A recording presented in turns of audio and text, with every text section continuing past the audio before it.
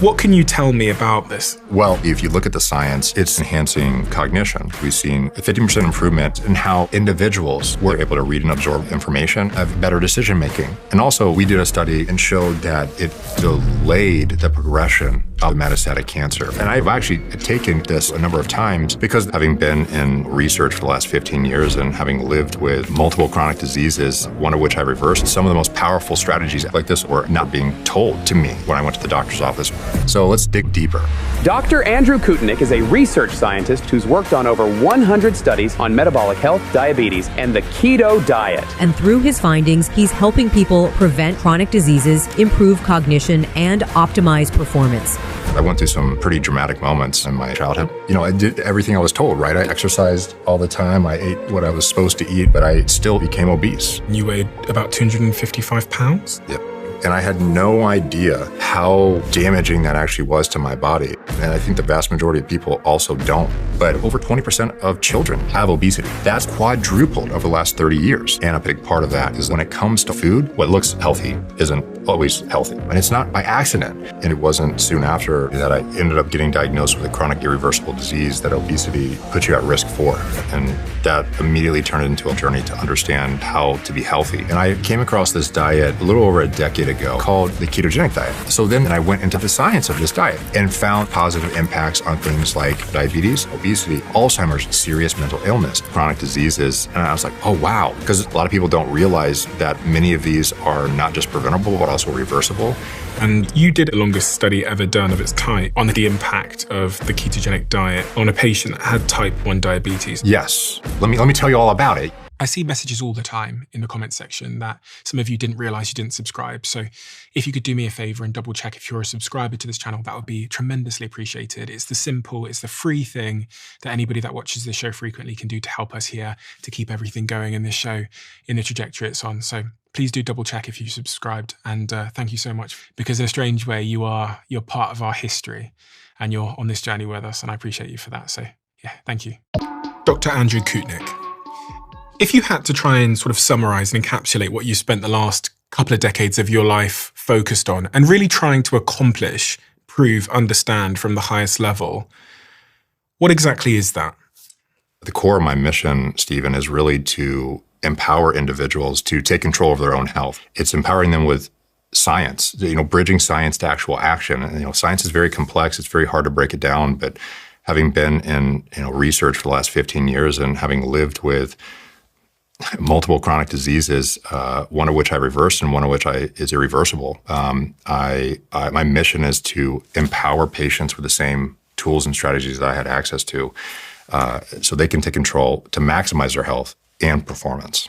For the average person who may not be as knowledgeable about health and fitness, what are the areas of health that you've spent the last 15 years researching and trying to understand? I would call it, Stephen, like metabolism in broad terms. Now, I would say, to break that down further for people to understand that, metabolism is trying to understand how the body metabolizes or utilizes things like nutrients or food. So you have oranges here. What's in that food? How, when you ingest it, will your body respond to it, both from glucose levels, which I'm sure many have heard of, to insulin responses, to all this different nuance. A lot of that comes down to nutrition, but it also is things like exercise. Exercise has such a powerful impact on metabolism, incredibly important for overall health. But from a personal perspective, this journey has been very honestly selfish for me. I wanted to understand how to get the best performance, the best for health for myself. And I very quickly realized that, some of the most powerful strategies out there were actually not necessarily the ones that were being told to me when I went to the doctor's office, because I went through some pretty dramatic moments early on in my journey with trying to overcome some of these challenges. So take me back to the start of your story in the earliest context that's relevant to understand why you became the person you became. I mean, I've got some photos here from your childhood, which are yeah, very, very telling. And some of our listeners might be listening on audio alone, so they might not be able to see these visuals on the screen. So if you could describe some of these pictures for me.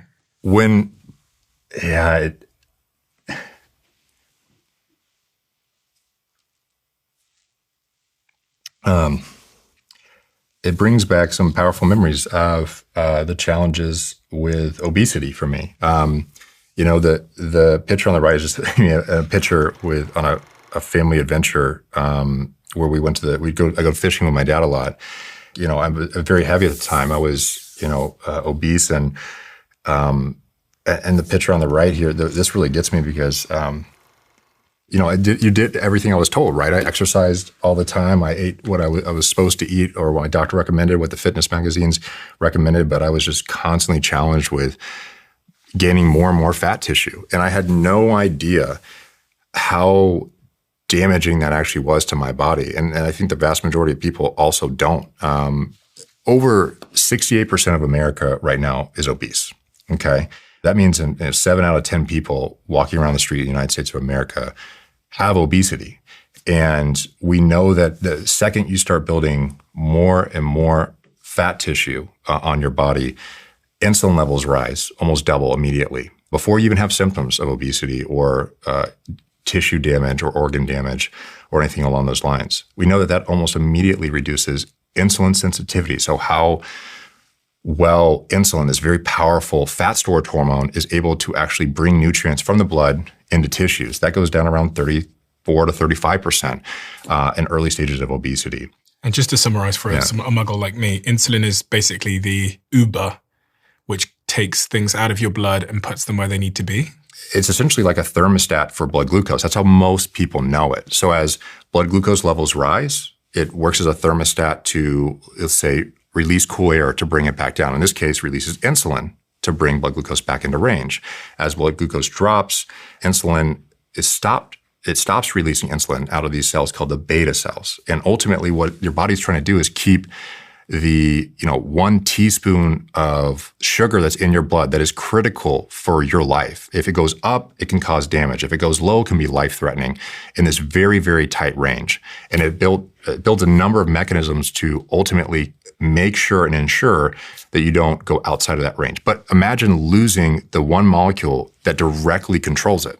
You're wearing 2 devices, I believe, on you at the moment. So you've got this. Yeah. What is the device on your arm? It's an insulin pump. Yep. So, Stephen, your body produces insulin. Most people who are probably listening to this, their body probably also produces insulin, unless they have type 1 diabetes. And so when my body no longer produces this molecule anymore, there's got to be a way to get it. It sits on my arm 24/7 because it's a way of essentially packaging a pancreas that I don't have anymore and putting it on my arm, and a way of getting that same type of insulin. And you have a CGM as well. Yeah, so on my stomach here is a CGM. Which is a continuous glucose monitor. CGM is a way of tracking sugar levels or glucose levels. And both of those devices link to your phone, which is in front of you. I'll throw that up on the screen so people can see what that kind of looks like. So on this device, you have a green line that is glucose levels. Okay, my blood sugar says that it's 109 right now, which means that the interstitial signal of glucose is interstitial, meaning within, not in the blood, but in the tissues. Yeah, so the amount of glucose right outside the blood around the tissues. And that signal is an indication of the amount of glucose in the blood. That's the green line. Okay, it says that I'm 109 right now. So average blood sugar levels using milligrams per deciliter is 70 to 120. That's considered normal. Below that is blue lines, almost like, looks like squares and triangles. Those are illustrations of insulin being administered, but they're not perfect devices. Despite them being premier and the most advanced technology on the market, there are significant limitations to them. I saw a clip of yours that I was watching earlier that said you think having high blood sugar over a long time is the biggest cause of long-term health problems. When you're focused on improving your overall health, you have to find out what matters most, right? So what's the hierarchy in the health, 1, 2, 3, 4, 5? What matters most on that? And we can look at that by looking at risk factors for future disease. Well, the number 1 cause of death in the United States and across many parts of the world is cardiovascular disease. Well, it's also the number 1 cause of death in people with diabetes. And when you look at what are the strongest predictors of developing some form of cardiovascular disease, a measure called HbA1c comes up at the top. HbA1c is a average measurement of your blood glucose over a 2 to 3 month period of time. And that is incredibly powerful at predicting future risk for, let's say, diseases of the eye, diseases of the kidney, or even cardiovascular disease. And so when I think about how do we tackle improving health, or particularly in these common, much more common diseases, glucose control sits at the very top of that pyramid. And if unregulated, it's equivalent to an analogy I often use, which is you're driving a car and you're focused on what type of rims you have, but you don't even have an engine in the car. Like your engine doesn't work, or you don't have a chassis or an axis, but yet you're focused on rims or a sound system. And so the number one factor, particularly in diseases like diabetes, that matters most is HbA1c. So does that just mean that we should be eating less sugar? So if we wanted to control the most powerful risk factor in diabetes, we would need to understand how to regulate it, right? So then let's look at the science of this. Well, the science says that carbohydrates, food, is the most potent factor in regulating elevations in glucose at every single meal of the day. Well, most people are eating 3 to 4 plus meals every single day. And so the very first logical thing to look at is food, because what you're consuming has the most potent impact on glucose control. And glucose control has the most potent impact on your health, not only today, but in the future. And so focusing on nutrition makes sense. But this isn't like a new phenomenon. We've known that nutrition could be potentially life-saving for people. There's there's something called a ketogenic diet, if someone's heard this before. It's a diet that dramatically reduces the amount of carbohydrates in the food. And the dramatic reduction in carbohydrates in the food was used to save lives of patients with type 1 and type 2 diabetes, since there was the first report ever known, to my knowledge, is in 1796 by a physician called John Rollo. He published a report on 2 cases of diabetes mellitus using basically a carbohydrate replete or reduced diet to resolve the disease. But we know that some of the most premier diabetologists, meaning people who study diabetes or treat people with diabetes, were utilizing these strategies for over 100 years before we then discovered in 1921 that this diet could also help neurological disorders like seizures and beyond. And so the phenomenon of nutrition playing a role in overall health is certainly not new. It's actually only recently that we're rediscovering century-old wisdom of what nutrition can do for overall health, due to the emergence of an explosion in science that has really drove a ton of public interest into this kind of unique dietary strategy. So the ketogenic diet then, it's a diet that I'm familiar with because it's a diet that I cycle in and out of throughout the year. Probably I'm in a ketogenic state 3 or 4 times a year. Yeah. And I use the little keto reader just to check my blood ketone levels. For anyone that's unfamiliar with the ketogenic diet, I'm a bit of an advocate for it. So I'm fairly familiar, but that's also taught me how unfamiliar people are with it, because I talk to my friends about it and there's a lot of misconceptions. Yeah. If you're in a ketogenic diet, what are you eating? So typically when someone visualizes a ketogenic diet, I think there's a lot of misinformation. They think it's just steak and bacon. And I guess for some people it might be that, but it's actually, if we're talking about a well-formulated ketogenic diet, we're talking about green leafy vegetables, things that we typically associate with health, salads, broccoli, asparagus, cauliflower, these kind of nutrient-dense green leafy vegetables that are high in fiber and phytonutrients. Then you also have protein as a component of that. That can come from meat, that can come from fish in the form of salmon, eggs, cheeses, a little bit comes along for the ride, and things like nuts. And then you also have the rest of the diet, which is made up of fat. And this can come a lot of times from various plant forms. This can come, from like olive oil, avocado oil. And what are you removing then? Sugary, starchy carbohydrates. So you're not having bagels, you're not having donuts, white rice, pastas, these type of foods. The reason they're not a part of this diet is because these foods rapidly elevate blood sugar levels. And the rapid elevation in blood sugar also spikes insulin. Insulin shuts down fat breakdown and the ability to take that fat to the liver. The liver built this amazing mechanism to be able to convert fat to ketone bodies, because ketone bodies, fat can't actually, long-chain fatty acids, which is the primary form of fat that you consume in the food you eat, and also the type that's broken down from your own fat tissue, can't readily cross the blood-brain barrier. And we know that glucose is a fuel for the brain, but what happens if you fast or you don't consume a lot of carbohydrates and you have low insulin levels, and you can't transport the fat, which is now your primary fuel source on a ketogenic diet, because you reduce glucose or carbohydrates in the diet, which causes a reduction in glucose. The reduction in glucose lowers insulin. The reduction in insulin causes fat to be rapidly broken down and now becomes your primary fuel source. And so there's an evolutionary basis for this, right? Because once upon a time, we might have gone long periods of time without eating something.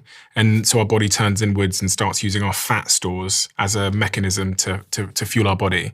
And that's why it produces ketones. Basically, the evolution of this diet was believed to be a cyclical, meaning on and off pattern in human history. Because if we were to go through bouts of abundance in food, we'd probably consume it as much as we can in one moment, and then we're seeking the next meal. What happens in that in-between time? If you're 100% reliant on having food 24/7 like we do in our current food environment, you would never survive evolutionarily beyond a few days. With the ability to switch from a carbohydrate-based metabolism over to a fat-based metabolism, we store months and months and months of fat energy in the event that we don't have nutrient. So it's one of the most powerful survival mechanisms we have to survive moments of famine. But we also have known since times of biblical texts that fasting has therapeutic potential, most potently in the ability to what would be described as attenuate seizures. Convulsion-like behavior was described when you just completely eliminate food. It's actually a common strategy in many religious practices because of its quote-unquote healing properties. Well, now we actually know that fasting induces a state of ketosis. And we know that ketosis is actually shown to, in many of these cases, have a therapeutic impact in many of these environments, like seizures. We've known since 1921 out of the Mayo Clinic that ketogenic diets not only mimic the physiology of fasting, but also attenuate the seizures in children with epilepsy. And that work has subsequently gone on to Johns Hopkins and other research institutes to show that this is a very verified strategy for not just epilepsy, but it has been used for obesity, type 1 diabetes, type 2 diabetes for centuries at this point. And it all starts with the reduction of carbohydrates in the diet. One of the things that's been most beneficial to me, but also I know Joe Rogan has talked about this before, is as a sort of a podcaster that spends a lot of time talking, you notice high variance in your ability to think, articulate yourself for long periods of time based on my blood ketone levels and my diet broadly, but specifically the amount of ketones that are in my blood. Why is that? Why is it that I feel like I'm more effective in communication and thinking when I'm on the ketogenic diet or taking exogenous ketones versus when I'm having a normal Western higher carb diet? A lot of people would know why this is if they had the same tools and insight that type 1 diabetes gives. Because when you're consuming that diet, what is often happening is near constant elevations and dips, highs and lows in blood sugar levels that we know are ascribed to changes in energy levels. So we know that high blood sugar levels, someone can Google if they're so interested to look up the term high blood sugar hyperglycemia or low blood sugar or hypoglycemia and just type in symptoms. And you'll see a laundry list of things like fatigue, irritability, lack of concentration, shakiness. These are all symptoms of a lot of what you're describing, right? Which is changing your ability to concentrate, your energy levels. It's a very very clear that glucose levels are linked to that. We also know that the change. Just to be clear, so is that when I'm at the high or the low in the glucose? If you ate one of these right now, Yep. What are these, oranges? What, tangerines? Oranges, yep. If you ate one of these right now, your blood glucose levels are going to go up, presumably? Yes, because these oranges are composed of bound sugar molecules together. So most fruit has a structural component to it, which is why you see it. It has mass to it, right? It's not just a liquid. And then that structural component binds together as a part of it sugar that's bound together. They call them polysaccharides. And those polysaccharides, when you consume them, your gut actually takes those, breaks them down into individual glucose molecules to then be absorbed into the bloodstream. That's when the insulin's released. That's when the insulin takes that glucose and stores it into tissues like the muscle and the liver for future glucose needs.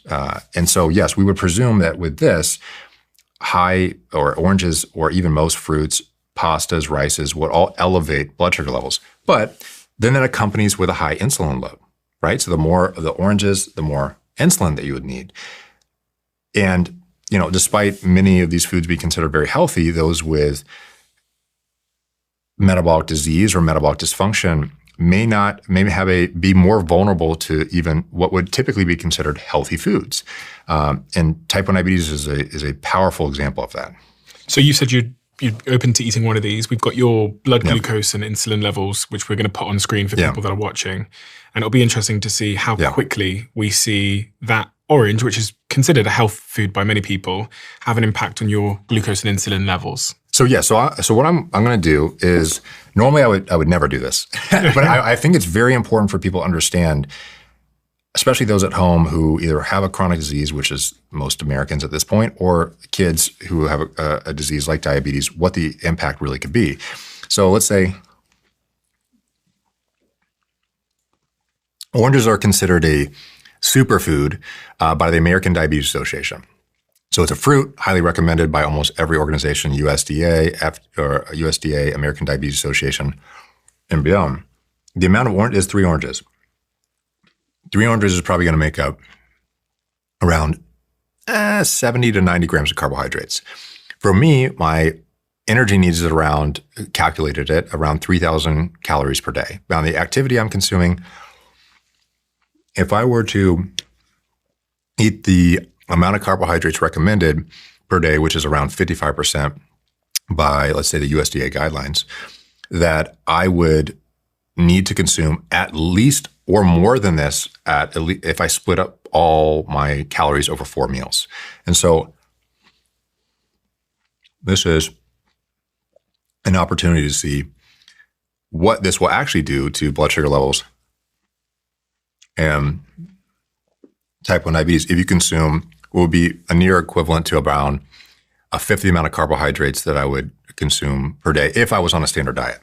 The ketogenic diet, they typically say that to stay within it, you need to be below, is it roughly 50 grams of carbohydrates a day? And it's roughly, because 50 grams of carbohydrates per day is a rough number that we suspect most people will be able to get carbohydrates low enough to where insulin would be sufficiently low to produce ketone bodies. Okay. Yeah. So there's variance depending on your insulin sensitivity and insulin response, and I guess body weight as well is going to be a factor. Big factor, major factor, because anytime you're talking about things like glucose, insulin is always very individualized responses to each individual person. I try and stay away from fruit these days. I don't know. I eat berries and raspberries and stuff like that, and because people tell me there's like polyphenols in blackberries. But those are totally cohesive with the ketogenic diet, because they're higher in fiber. So, half of what you're consuming, not half, but a large portion of it's fiber. So it's more about the net carbohydrates. It's the glycemic metabolic impact of the food. So if the fiber is non-digestible, which in fruit it isn't, then it doesn't count, right? So higher fiber content, most of the vegetables on a ketogenic diet are higher fiber, because, it's the total carbohydrate to fiber ratio. So the net carbohydrates that really matter, because that's the real metabolic impact of food. Yeah. A lot of keto-friendly foods say like net carbs 1 gram or something, but you look at it and you go, it says 20. It's total bullshit, man. Or is it? So, 100%. So I've tested 2 different foods that are keto friendly on the label, same as that calories, same as that fat, protein, even fiber.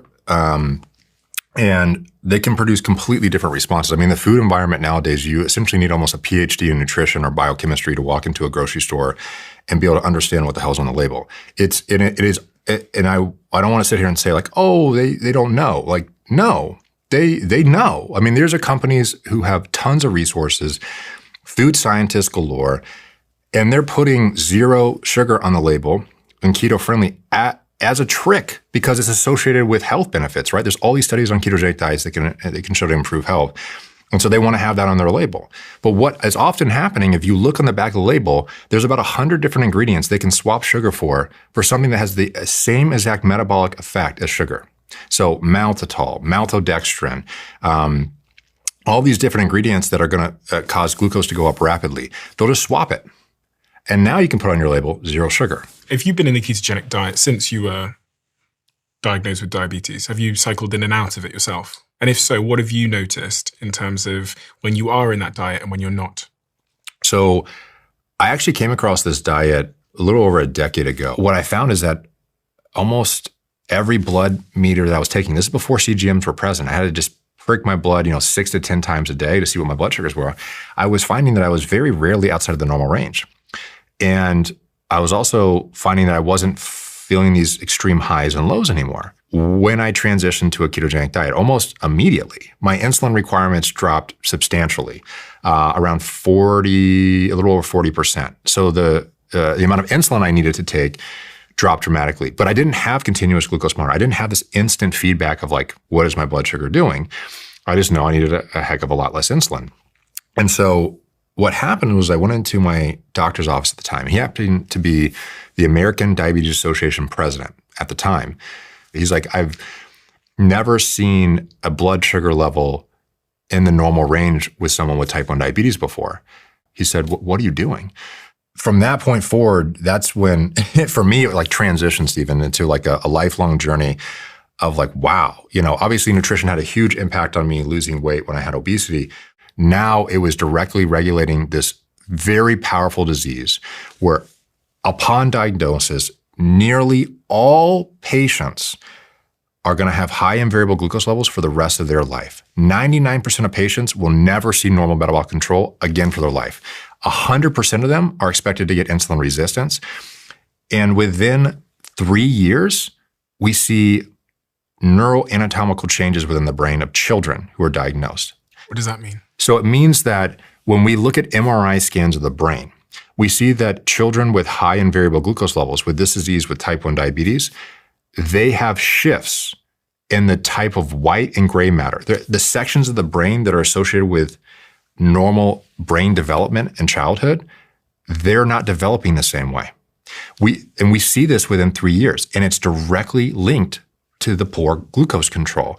We also know that we see signs of the early signals of atherosclerotic progression in children within 4 years. Atherosclerotic progression, what's that? So one of the primary causes of death in individuals across the world is cardiovascular disease.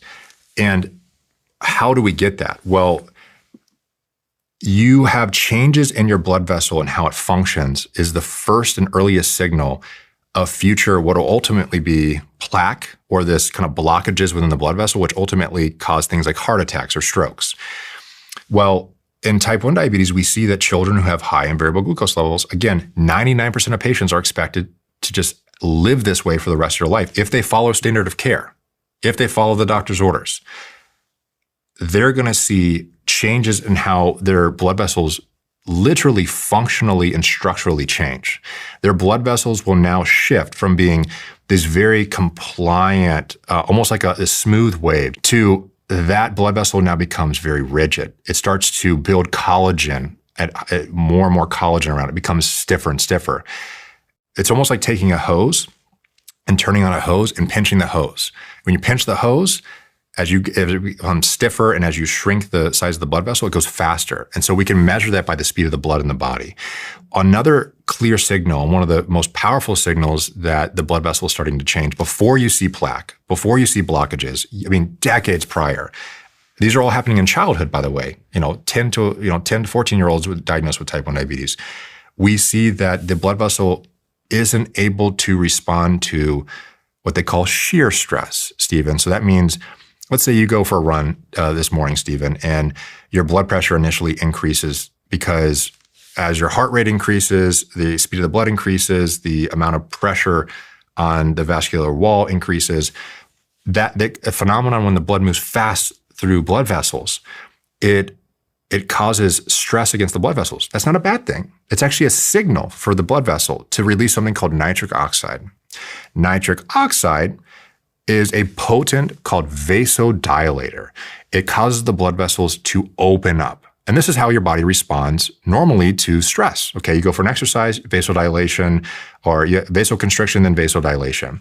And these are normal responses the body has. Well, what happens in type 1 diabetes very early on is that the ability to produce nitric oxide is diminished. You're not able to respond to high stress loads. So not only are the blood vessels becoming stiffer, but now the blood vessels aren't able to even respond as well to the stress.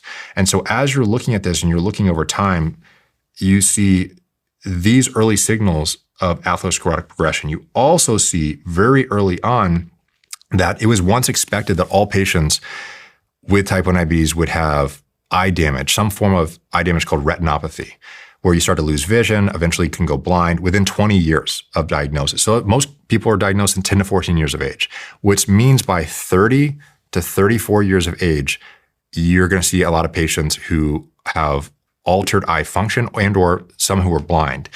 Now, that has extended out over time, but we know that all patients with this disease, because of high and variable glucose levels, are expected to get at least one complication in their lifetime if they follow standard of care advice today, even with the best technologies out there. There is no pharmaceutical intervention. There is no technology that normalizes this disease. And the effects of these high and variable glucose levels and insulin resistance that accompanies it is cumulative, dose-dependent, and not completely reversible, which means that once you're diagnosed, the clock starts ticking. It just like smoking. The more you do, the earlier you do it, the earlier the impact and the more lost life you probably will get. And there was a study done with 326 participants that found that the keto diet can increase glycemic control of patients with diabetes. That was in the Precision Nutrition publication. When it says it can increase glycemic control, what does that mean? So, is that what we were talking about there? Yes. So when you do a diet known as the ketogenic diet, you're reducing carbohydrates. Well, when carbohydrates are consumed, they elevate glucose levels. Well, if you dramatically reduce the amount of carbohydrates consumed, you're not having those same type of glucose elevations and fluctuations because you're not consuming the most potent glucose elevating factor in our life, which is carbohydrates. And so when they talk about improvements in glycemic control, it is the measure of 24-hour over multiple day levels of glucose in the circulation and how well is that being controlled within a normal, healthy range. And so is your goal then to encourage people to restrict carbohydrates in their diet? But, because carbohydrates and sugar have been somewhat, I guess, demonized because you never really hear many good things about sugar. So what is your goal here? What is the advice to the listener? Is it to restrict their carbohydrates? To be very conscious of what they're consuming because nutrition has a powerful, potent impact on overall health. And for those patients who have chronic disease, which is unfortunately the overwhelming majority of us, yes, carbohydrates can be restricting carbohydrates can have a powerful therapeutic effect on diseases like type 2 diabetes. The American Diabetes Association in their 2019 consensus report described type 2 diabetes as the most evidence-based nutritional strategy. We know that it can have potential positive impacts on things like Alzheimer's disease. There are studies that have looked at this. We also know that for carbohydrate restriction, we're talking about. Yeah. Yep. So, and I like to term this therapeutic carbohydrate restriction because it's the therapeutic outcome of a carbohydrate reduction. And that's really the goal of this is, can you improve your overall health? Many people will just do this simply to improve, to lose weight, to feel, like you say, to feel more cognitively alert. But in my case, where you're further along the metabolic spectrum with diseases like diabetes, it has a even more potent impact on how you feel, even more potent impact on your overall health. But unfortunately, about 93% of Americans have some form of metabolic derangement, as cited by multiple studies and multiple research groups. You did a 10-year study on the impact of the ketogenic diet on a patient that had type 1 diabetes. I think this is most certainly the longest study ever done of its type, where you took one individual and over 10 years you, I guess, controlled their diet? So we had access to the ability to monitor a unique patient who had type 1 diabetes. And they were diagnosed and had followed the American Diabetes Association diet, a healthy diet, for 6 years, and then switched over in 2013 to a ketogenic diet. Upon the initiation of the diet and post, they had DEXA scans. They controlled their calorie intake, their body composition. They weren't taking any additional medications. And we were able to monitor the impact over a 10-year period while controlling all those variables. And why that's so important is because one of the common concerns of a ketogenic diet is the hypothetical risk it can increase cardiovascular disease. And the reason that they think that it can increase cardiovascular disease, or it's hypothesized that it will, is because of the elevation in LDL that often accompanies an increase in saturated fat in the diet. Now, saturated fat comes from things like animal proteins. It's in coconuts as well. What we found is that despite a near doubling in LDL cholesterol on this diet, which again should be associated with worsening cardiovascular health, we did an advanced cardiovascular assessment in this patient and found that despite doubling LDL, they had maintained completely normal glycemic control, which again, based on all the data, says is the number one risk factor. They reduced their insulin load over 40%. And their cardiovascular health was not only better than the average patient of similar age and sex with type 1 diabetes, it was better in almost every single category than people even without type 1 diabetes, despite the doubling of LDL cholesterol.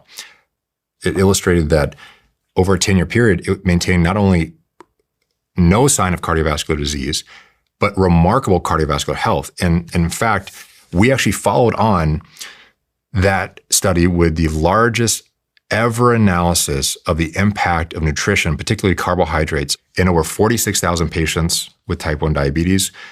We showed that in over 70% of all reports of very low carbohydrate ketogenic diets, that patients were completely able to normalize their glucose control, normalize the most potent risk factor for the disease of type 1 diabetes. And is this is a sort of a spectrum of, I'll put that on the screen for people to see, the different sort of stages and categorizations of being normal, pre-diabetic, and diabetic, right?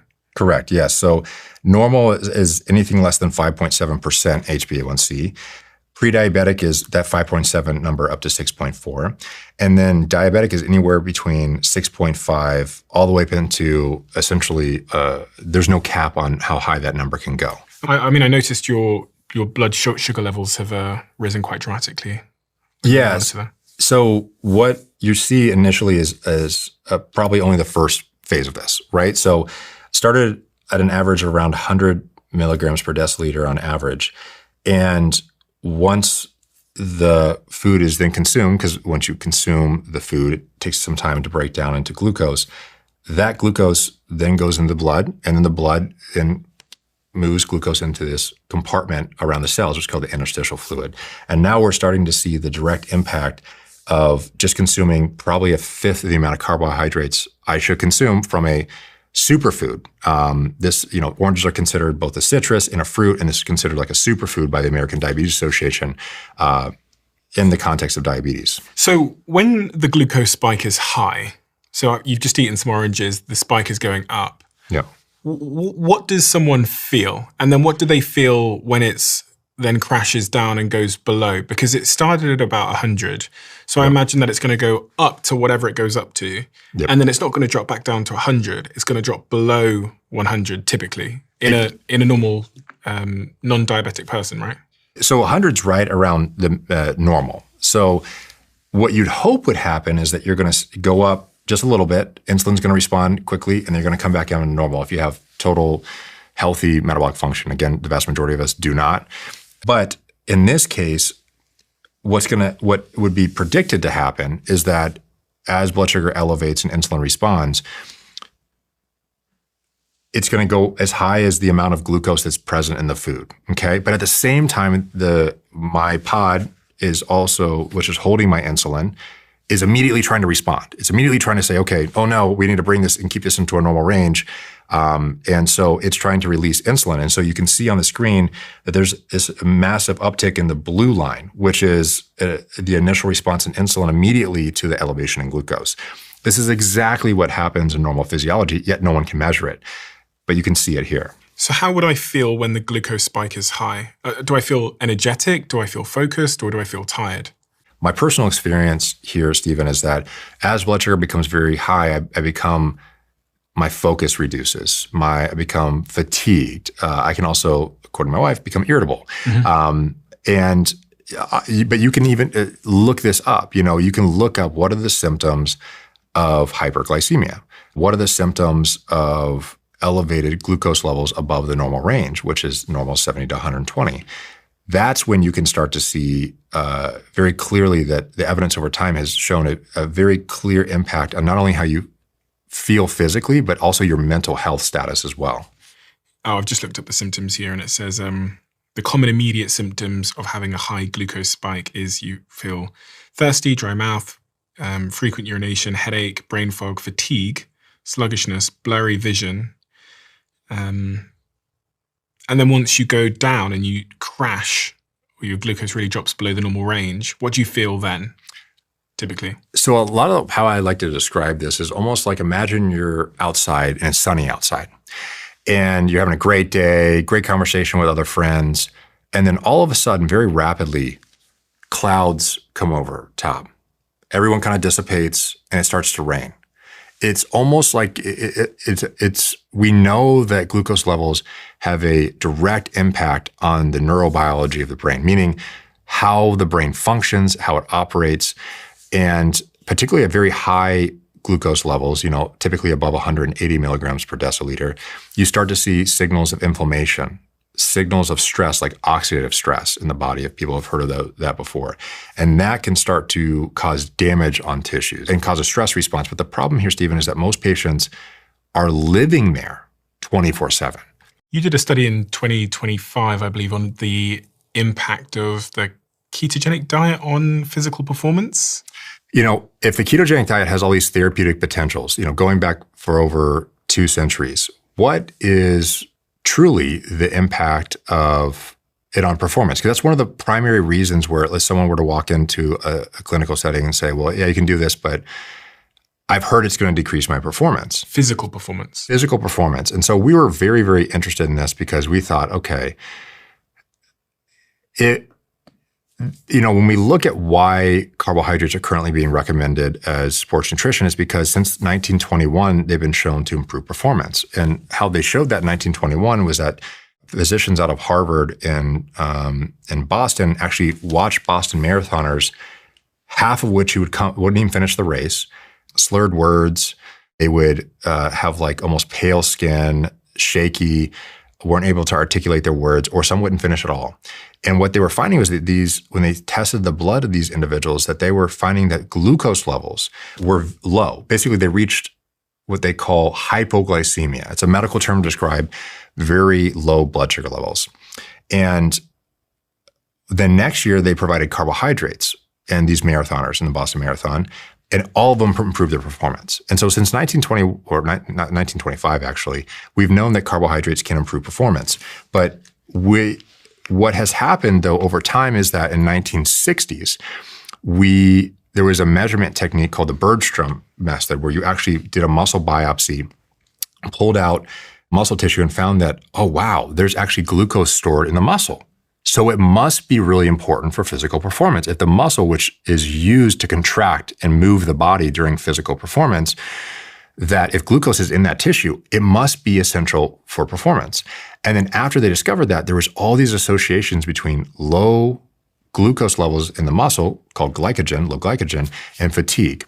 Then after that, in the 1980s, they were able to look at the amount of sugar or carbohydrates and fat that the body was burning during exercise. And what they found at that stage is that, oh, wow, it looks like the amount that people are able to sustain intense exercise is proportional to how many carbohydrates they're burning. And then there was a few modeling studies, Stephen, that then looked at, okay, what's the relationship between, let's say, the intensity of exercise and what type of fuel you use, whether it be fat or carbohydrates. And they found that they modeled it, okay, and said, okay, well, at lower intensities, you must burn almost all fat. And at very high intensities, you must burn carbs. And there was a number of studies in 2017 to 2020, 3 different studies that looked at the ketogenic diet over a 5-day to 3-week period. And they saw that in those studies that there was a decline in performance by around 2%. If you were in the ketogenic diet, if you were on the ketogenic diet. Correct, compared to a high-carb diet. Yeah. And so what did that tell these researchers? Well, it said, okay, well, obviously the ketogenic diet must impair performance. And there's all this evidence since 1921s that the amount of carbohydrates, glycogen, how much carbs you're consuming is essential for performance. But here's the kicker, is that one major confounder of all of this is that we've known for quite a long period of time that the adaptation to a ketogenic diet is not 1 week. It's not 2 weeks, not even 3. It's 4 weeks or more. And when you say adaptation, you mean your body's transition to being in a state where it's efficient at burning using ketones? So the body's ability to lower its glucose oxidation, or the amount of carbohydrates it's burning for fuel, because you're giving your body less of it, the amount of fat that's being utilized for fuel goes up dramatically. And then you produce way more ketone bodies, and ketones are now being used as not only a body tissue substrate, meaning energy for the muscle, but also for the brain. And so it's this transition over. But when people were looking at these studies, they were just looking at some of the metrics of what happens when your body transforms when you reduce carbohydrates. Okay. So what we wanted to do is say, okay, if there's all these health promoting benefits of a ketogenic diet, that sounds great. But all these studies and sports dogma would say that it's going to impair performance. Okay. So let's test that. Let's actually put athletes on a ketogenic diet for 4 weeks. We're going to control not only their calories, we're going to control their body composition, we're going to control their activity level, we're going to control all these key confounders that many of these prior studies never controlled, so that we could truly test the diet-induced, so the macronutrient, meaning the shift from carbs to fat, effect on performance. But we're going to do it in the same person. So now we're going to control their genetics, we're going to control their environment. Once we did that, Stephen, we tested what most people think is a very glucose-dependent form of exercise. We asked them to do 6 by 800 meter sprints. They were on a high-carb diet, and then they switched to a low-carb diet. Now what happened, and this is all randomized and controlled, when they switched over, they had no deterioration in performance. At 4 weeks. At the 4-week mark, in a form of exercise that we would expect would be extremely glucose dependent, extremely carbohydrate dependent. But before 4 weeks, was there an impairment in their performance? So what we were interested in, Stephen, is studying at the end. Okay. So we didn't look intermediately. We exclusively look at the end time point, because the question was, well, is there a difference once you stick to this diet? Because if you go on this diet, ideally you're sticking with it over time. And so if it is true that you require carbohydrates, we then also measured how many carbohydrates and fat they were burning during exercise. And it was over what we call 85% of their VO2 max, which means 85% of their total maximum oxygen consumption during exercise. That is when we would expect almost no fat to be oxidized or to be burned, and almost exclusively carbohydrates. Well, we found that these athletes recorded the highest levels of fat burning during exercise ever reported in the literature, illustrating that when these athletes— The ketogenic diet, that when these diets adapted to the diet for sufficiently long, they had record levels of fat oxidation, even at very high intensity levels, which means that fat was able to provide nutrients and fuel at very, very intense forms of exercise when we would expect only carbohydrates would be relevant and utilizable. So many of my friends that are endurance athletes or that are involved in things like cycling talk about exogenous ketones. I'm a co-owner of a company that produces exogenous ketones. That's my disclaimer. I've got the product here. What can you tell me about products like this, exogenous ketone products? Exogenous meaning externally supplemented, I guess. Right. So with a ketogenic diet, you produce them, your liver produces them for you. With exogenous, you're consuming these. Well, why would you consume them? Why not just do a ketogenic diet? Well, we know that a ketogenic diet takes time to adapt. We just talked about that with physical performance, that we see that, up to 4 weeks to see the full effect on performance or more. Well, what happens if you're, let's say, a war fighter or someone who's going out into the field or immediately wants to flip into this state? You can't do that unless there was a molecule that you could consume that could rapidly elevate ketone bodies in circulation within minutes. Insert exogenous ketone bodies.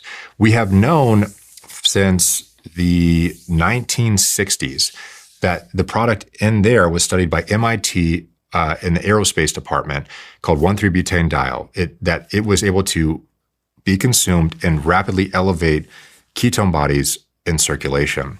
There was a study in 2016 called the Metabolic Optimization. It was a $10 million program from DARPA. DARPA being the... DARPA is an advanced research organization from the United States government where they fund very high-risk, high-reward programs, and one of which was the use and testing of ketone bodies. And so that molecule that they tested was utilized the same molecule as in there, and they kind of tweaked some of the formulations a bit. And they showed that, and we know that this is the same for this molecule as well, that when you consume them, it rapidly changes metabolism. Almost not identical to what happens with the ketogenic diet, but it has an almost direct impact. It has a blood glucose lowering effect. It directly binds to receptors like the they call it GPR109A or some other key receptors that directly impact inflammation. So it directly blocks something called NLRP3 inflammasome, which is a molecule that leads to increases in inflammation. We also know that it changes the way that our genes are used in the body, called epigenetic signaling. And so the consumption of ketone bodies can actually change the molecules on our genes and how those molecules are ultimately manifested. And that increases our antioxidant capacity, meaning our ability to block oxidative stress in the body. We see all these powerful effects, these rapid shifts in metabolism within the body.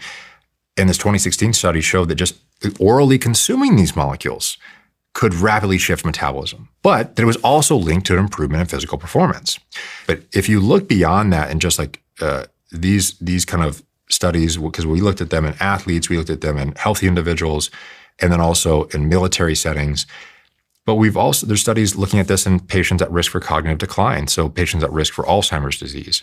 They've shown that in a 6-month study, administering exogenous ketone bodies was able to attenuate the decline in cognition that we know happens with advanced age. And just to be clear there, you're saying it reduces the decline. It doesn't Correct. Cure Alzheimer's or fix Alzheimer's Correct. or anything. It just delays. Accurate. Yes. We know that as individuals age, you're on a precipitous or steady decline in brain function.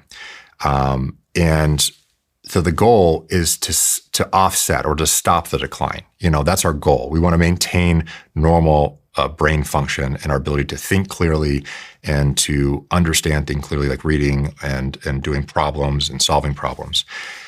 There have also been these emergence of studies in the world of psychiatry. I think there's around 11 ongoing active clinical trials looking at the impact and interaction of ketone-based therapies and brain health, particularly serious mental illness. 1 in 4 adults in the United States, actually over 1 in 4 adults in the United States, has serious mental illness. In fact, I believe the numbers are over 20% of adults are taking some type of psycho-altering medication. At its core, we see all of these relationships between underlying metabolism being a key factor contributing to mental health status. And the application of this unique diet, which we know increases ketone bodies, which appear to have direct impacts on the brain, now seems to be linked to improved serious mental illness. And it'll be interesting to see where that evolves. But it's just a fascinating world to imagine that nutrition, not a medication, not a technology, but the simply going to the grocery store and swapping the things you choose in there can lead to these powerful, powerful therapeutic effects in people of all sorts of different conditions or disorders.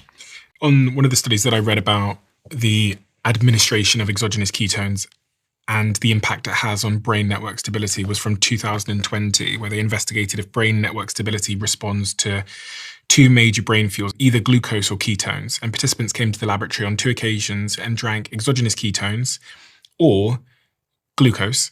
And after consuming these drinks, they underwent an MRI scan. Strikingly, the study showed that ketones increased the stability of brain networks. In contrast, glucose decreased the stability of the network. The network stability was 87% greater after ketone consumption than stability measured after glucose consumption. And in that study, which is on PubMed, the last line of the abstract says, dietary interventions resulting in ketone utilization increase available energy and thus may show potential in protecting the aging of the brain, which is super interesting. So we did a study looking at cancer and applying exogenous ketones in a very aggressive form of metastatic cancer. And what we saw in my work in graduate school was that when applying just exogenous ketones, that it delayed the progression of the metastatic cancer. But it also, when looking at body weight, reduce the rapid decline in body weight we sometimes see with cancer, a phenomenon called cachexia, which is a term to describe the rapid wasting of body tissue with disease. And it is no more aggressive than the context of cancer, particularly metastatic cancers where it's most common.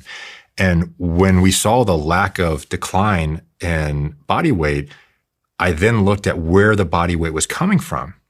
And it was clear that the lack of body weight decline was because of the preservation in muscle mass. So it also appeared, and there's been a number of what they call clinical physiology studies. So studies that actually directly manipulate human beings with molecules and tests, like muscle tissues and how they function. We see that exogenous ketone administration can dramatically reduce the amount of muscle breakdown or breakdown of muscle tissue, essentially illustrating it may be a powerful mechanism in promoting healthy muscle mass as well.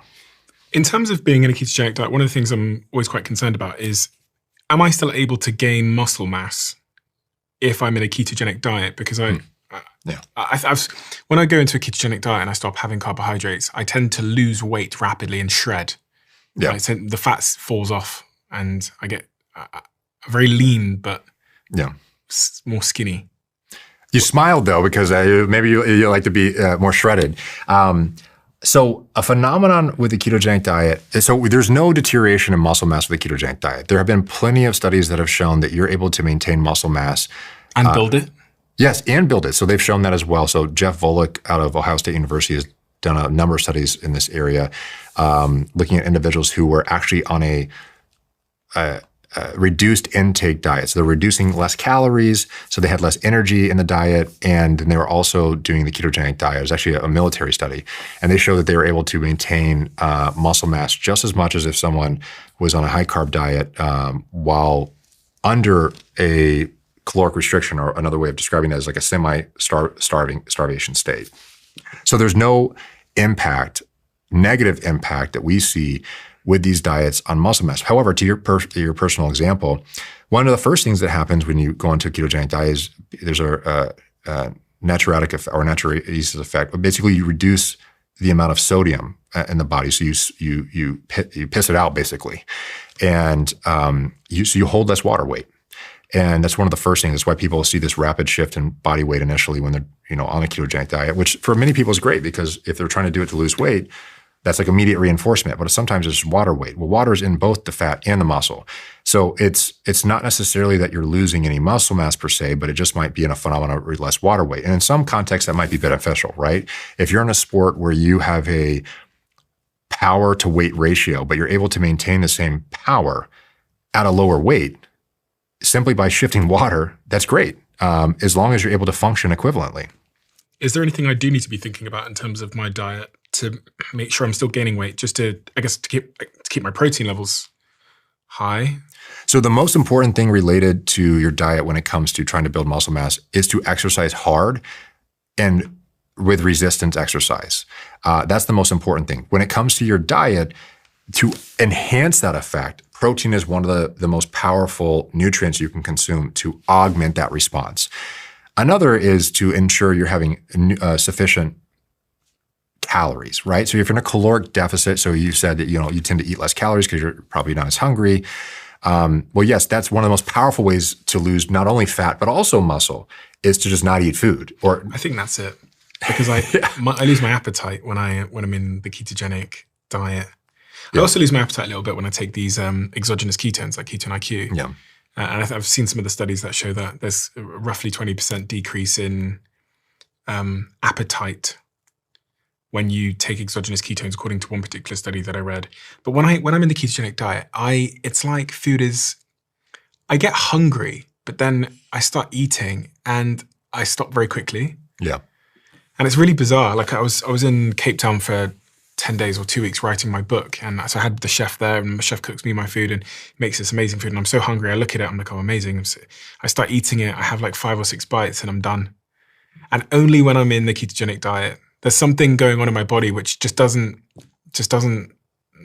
want to binge eat like I sometimes did. So there's 2 things to talk about. One is the type of foods you're consuming on a ketogenic diet, and the other is what is happening in your body, in your metabolism on the diet. So there's a book called Always Hungry by a physician, endocrinologist named David Ludwig, and he's kind of coined this carbohydrate insulin model.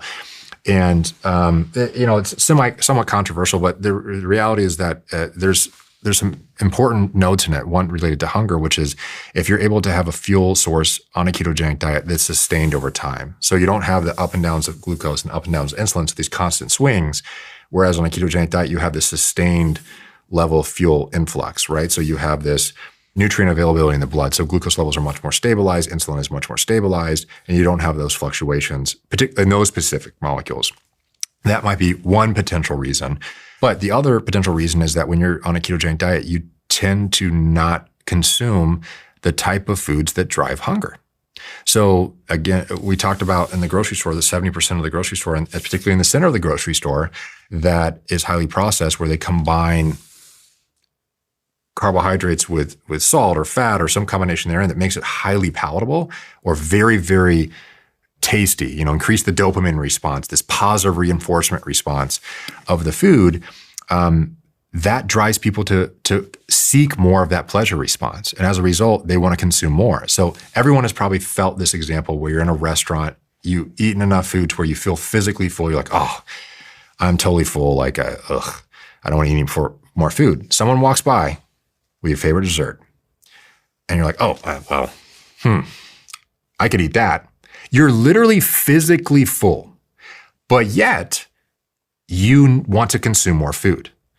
This is a phenomenon that has been the struggle of in America and the rest of the world essentially now, where the food environment often drives people to overconsume. And it's not by accident. These are like well-conducted strategies in the food industry to lead to these positive pleasure responses. I think about this with bread in the restaurant. They give you bread first. Yeah, it's a solid strategy, Stephen, to cause you to want to consume start to finish, not only the bread, get a big meal, and follow on with dessert. It is a great strategy for ensuring that, but it's also the same strategy that, Doritos is using, where like you combine this mixture of new molecules in the food that you consume it and you get, oh, this tastes great. Pringles. The same exact thing, where you combine these different components and it forces you this like, oh, this tastes great. I need more. And you never feel full. One of the most common tricks that the food industry utilizes in these environments is that they certainly are aware of this, right? And so when you consume these type of foods together, they know they consume more of it, but sometimes people aren't even aware of it. And the best example of this, go look at the back of most of the bacon on the grocery store aisle. Go look at the back of most peanut butters, almond butters, nut butters in the grocery store. Most of them have added salt and added sugar, even to levels where you don't even taste it. But go look at the label. The reason those are added is to increase the flavor profile, the positive brain response to the food, so that you consume more of it. And this is a huge part in why people always feel hungry in today's food environment. They're always seeking more food. And they can't get off that hamster wheel. They're always overconsuming or always referring to this phenomenon called food noise, where they always feel the drive to consume foods, or they never feel full. And it's because of the sugar and the salt. It is because the food is composed and made in such a way to have a flavor profile that your brain says, not just eat one bite, eat as much as possible, because we're always seeking these pleasure responses, right, in our lives, in our world. This is even independent of food. So what do we do about this?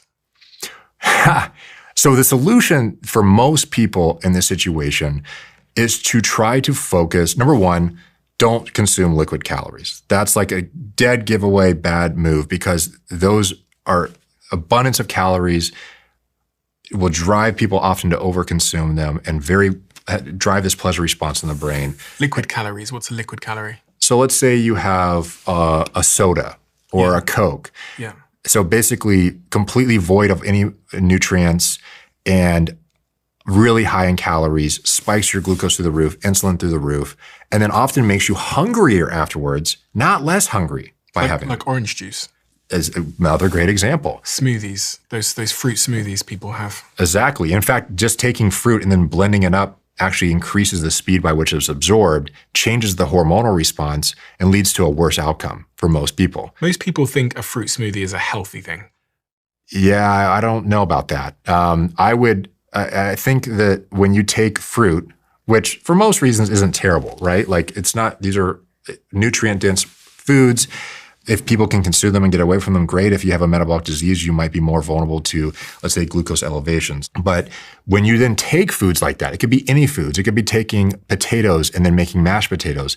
By simply changing or blending that food up, you're now taking a lot of the structural components that your body would take time to digest, and you're removing them. And you basically almost are like almost turning on like a small hose that's just giving it a little bit of water at a time and just turning it on all the way. You're rapidly increasing the speed of how the nutrients enter the body, and it completely changes the hormonal response of molecules like GLP-1, and normal levels of GLP-1 in the body are completely altered. The insulin response is also altered. And GLP-1 is the hunger hormone. It's known for being related to hunger because it's released in response to food. It changes the brain's hunger drive.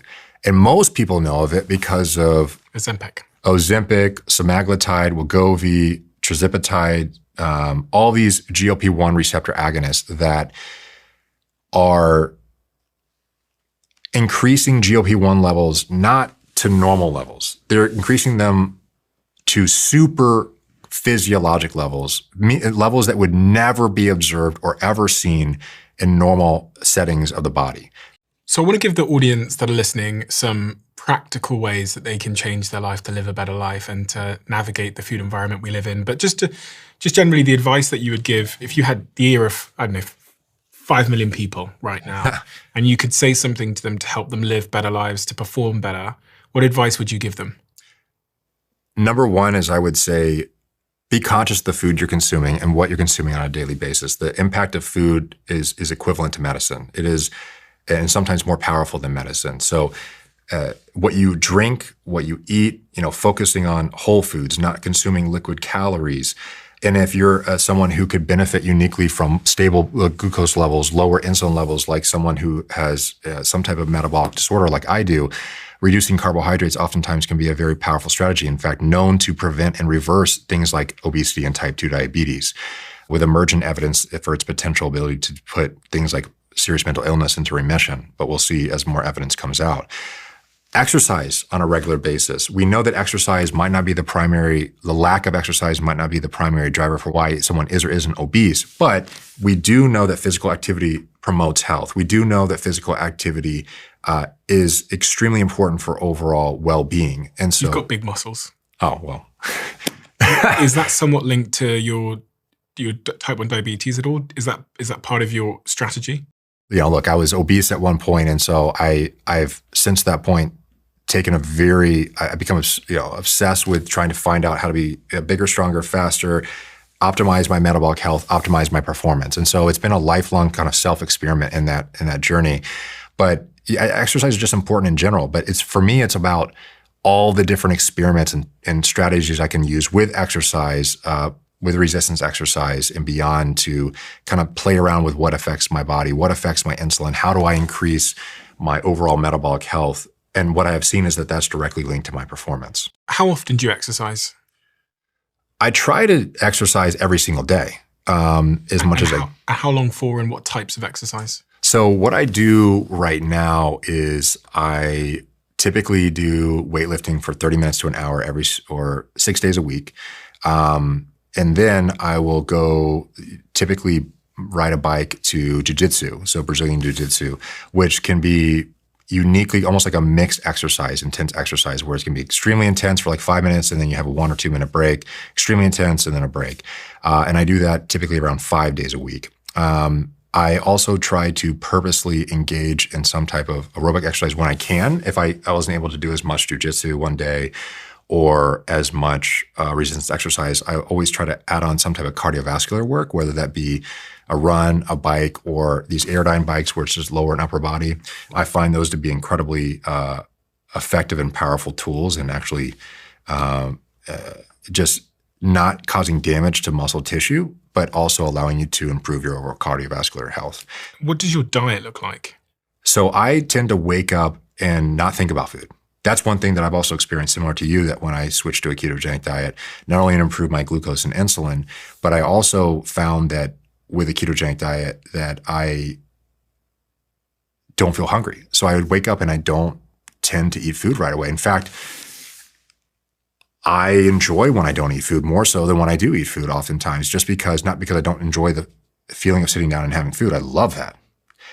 But the experience and lived quality of life of not having high variable glucose levels, high insulin levels, and the uncertainty that comes with that in my daily life, I enjoy the 23 hours or 22 hours of my day where I have this stability, not the moments in time where I'm introducing uncertainty and variability. To dumb that down a little bit, what I'm saying is that when I wake up and I don't eat food because I find that I'm not hungry, but I also find that it makes managing diabetes easier. And so do you eat once a day or twice a day? Or I tend to eat 2 to 3 times a day, sometimes right before jiu-jitsu or weightlifting jiu-jitsu, always afterwards, and always sometime before bed. Try not to do it right before bed because it tends to impact my sleep quality a little bit. But I find that I just eat whenever I feel hungry, and I try to give myself sufficient protein to be able to respond to the exercise that I'm doing. So I've got the first one's about being intentional about your food choices. The second one is about exercise. Mm-hmm. Anything else? Well, sleep's really important. These are, Stephen, this isn't like, like this is the most revolutionary advice of all time. But these core foundational components, good nutrition, tailored to your specific needs, exercising as much as you can, and getting good sleep are the pillars of health. If you don't have those corrected, then you're wasting your time everywhere else. And is there anything as it relates to glucose that surprised you? Because you're someone that sees a lot of this data. I mean, you walk around with the two devices on that you've mentioned, and you're looking at the insulin and glucose response. Is there anything that people don't understand as having a really pronounced impact on their glucose levels that they wouldn't expect? Like orange juice is one of the ones that growing up I thought this was a healthy thing. I used to drink Sunny Delight thinking I was putting all these amazing vitamins in my body. Yeah. And now I actually look back and regret it. And not to be judgmental over any parents, because parenting is very hard, but sometimes I'll see parents giving their children like a big glass of orange juice. And in my head, I just see the glucose spike that child's about to have. It's funny when you mention parenting, because I have a 3 and a 6-year-old at home. And it's amazing when they try one of these foods, these very sugary foods, these very tasty foods, it's almost like they become incessant on wanting it again. Like normal food isn't good enough anymore.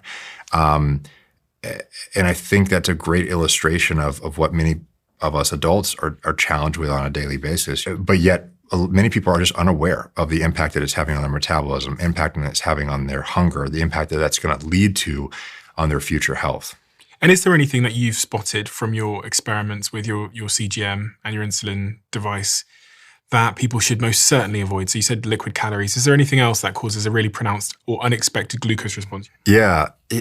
There's so many, honestly, Stephen, over time that it's really hard to pinpoint any singular one.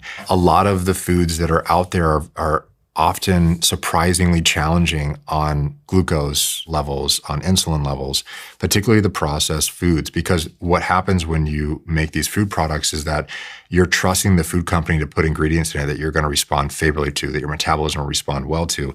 And the truth is that that's far from a guarantee, and in many cases maybe less likely than it is likely. And so, I don't have a singular example for you, Stephen. But I've experienced it numerous times. So I've got a small list here. Sugary drinks, white bread and bagels, white rice. That surprised me a lot because I used to think white rice. Oh, really? I thought growing up rice was like a health food. Okay, well, so on that note, white rice, potatoes, all pasta. Potatoes in any form. Sweet potatoes tend to have less of a glycemic response, but it's still going to have a potent glycemic response. So mashed or baked potatoes, obviously French fries, yeah. For sure, French fries. Most of pasta is a big one. Cereal? Refined cereals? Most cereals are actually worse than the foods I just described on blood sugar and insulin. By a long shot. In fact, most of these heart healthy cereals, I would never, blood sugar would just spike through the roof, proportional to the amount I ate. So I wouldn't be consuming a lot of those. And I think most people at this stage in the health and science world would also generally align with that those aren't necessarily the best foods to consume. We would think, more of the less glycemic or less foods that have less of an impact on glucose levels, less of an impact on insulin levels. One thing I constantly hear, especially in the research and clinical community, is like, well, look, not everyone needs to be concerned about that because, people can respond to a lot of these foods just fine. I say, well, you're right, except that over half of America has prediabetes. And 90+% have some form of measurement that indicates that their metabolic health is impaired. And over 68% are obese. And now children are affected with these diseases, with obesity and prediabetes, at around 20%.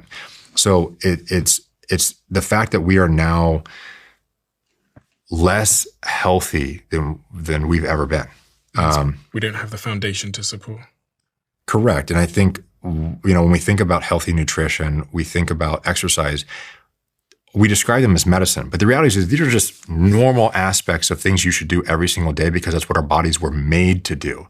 And when we don't do those things, this is when health deteriorates. This is when we're challenging our body to maintain normal health. One of the surprising ones for me was dried fruits. And it said, while fruit contains natural sugars, the process of drying it concentrates those sugars. This removes the water and can make the sugar more readily available for absorption, leading to a higher glucose spike compared to fresh fruit. Typically, people think of dried fruit as being a health food as well. Yeah, I don't touch those because unless I don't have any glucose on me and my blood sugar is going down for some reason and it's in dangerously low levels, that's when I consume those foods. Otherwise, I would not consume them just because of how quickly they raise blood sugar levels. Do you think everybody should try the ketogenic diet? Ooh, that is a good question. I think, wow. What I would say is that you will never know the potential of its benefit or lack thereof if you don't try.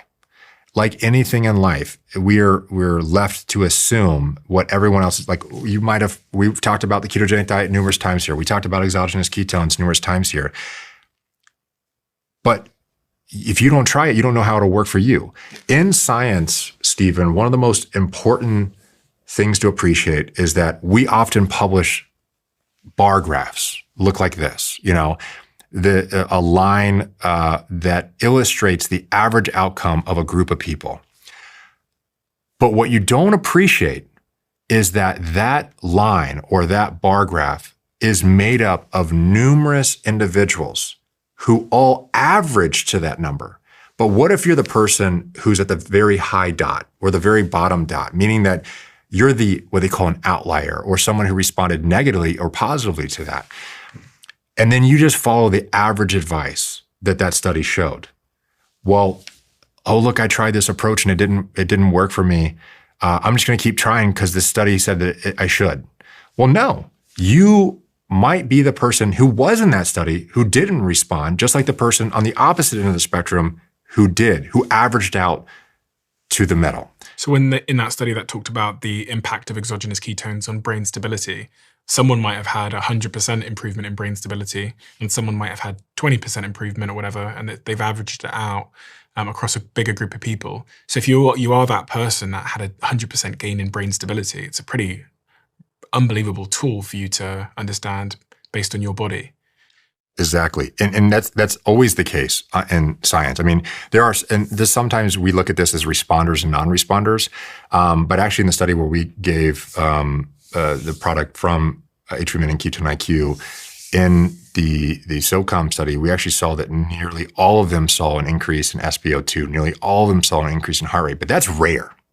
That is rare. SpO2.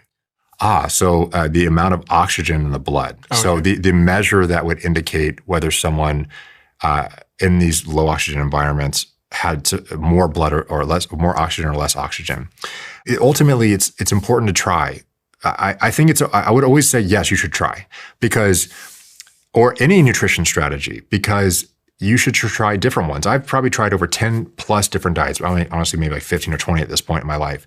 I've just come to find that the ketogenic diet, for all the reasons we described, and because I have type 1 diabetes and I have type 1 diabetes but had obesity, find that a ketogenic diet is remarkably powerful at helping me live a dramatically improved quality of life, not have the increased risk for the high and variable glucose levels, high insulin levels that lead to a near guarantee of complications and 10 to 20 years of lost life expectancy. That's why I do it. I have a closing tradition on this podcast where the last guest leaves a question for the next guest, not knowing who they're leaving it for. And this is a really tough question. So it's a very strange question as well, but I'm going to ask you it anyway. Yeah. The question is, what is outside the simulation?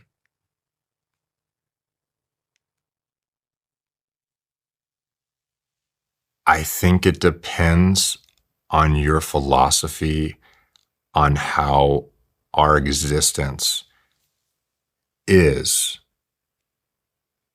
with the limitations of understanding that our awareness of our world is completely limited to our brain's capacity. And our interpretation and then explanation of the world, and the term of a simulation or lack, however you want to frame it, I believe it is always going to be limited by our brain's ability to understand and articulate that. So what do you think is outside the simulation?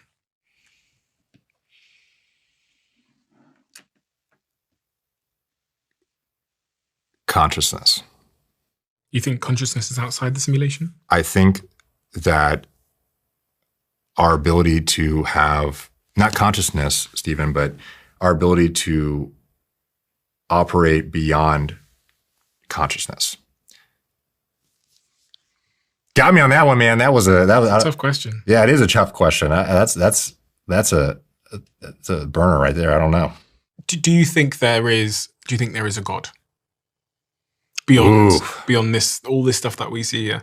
I'm going to give you the most real, honest answer possible. Yeah. I don't think we ever can actually answer that question accurately. So your answer therefore is you don't know. I don't know, and I don't think I'll ever know. Yeah. Okay.